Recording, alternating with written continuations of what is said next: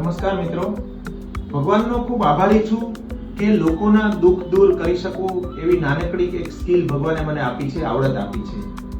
આમ તો ઓપરેશનનું કામ છે આપણું, પરંતુ આજે એક એવો કિસ્સો તમારી સાથે વાત કરવી છે કે વગર ઓપરેશનને પણ કેવી રીતે દુઃખ દૂર થતા હોય છે.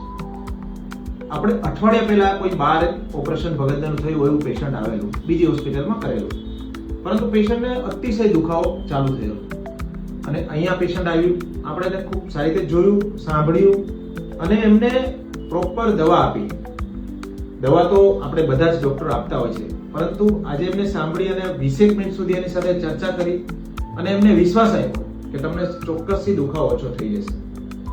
પેશન્ટના સગા એવું કહેતા હતા કે સાહેબ, આ માણસ કાલના એટલા હેરાન થઈ ગયેલા છે કે એમને થઈ કે હું કંઈક કરી મૂકીશ, આટલું મને દુખાવો થાય છે, મારાથી સહન નથી થતો. એવી ખાસ એમને કોઈ ઓપરેશનમાં કઈ તકલીફ પણ નહોતી, પરંતુ નાનો અમથો સોજો હતો. આ દવાના માધ્યમથી અને જે વાતચીતના માધ્યમથી એમને એટલું સારું લાગ્યું કે સર, મને ખૂબ એવું સારું લાગે છે કે તમે એમ થાય છે કે મટી જ જશે અને મેં તમારી પાસે ઓપરેશન નથી કરાયું છતાંય તમે મને આટલું સાંભળ્યું અને સરસ રીતે મને દવા લખી આપો છો, એના માટે ખૂબ ખૂબ આભાર. તો આવી રીતના માત્ર દવાથી, સાંભળવાથી અને પેશન્ટ સાથે વાતચીતથી પણ પેશન્ટનું હીલ થાય છે, પેશન્ટ દુઃખ ઓછું થાય છે.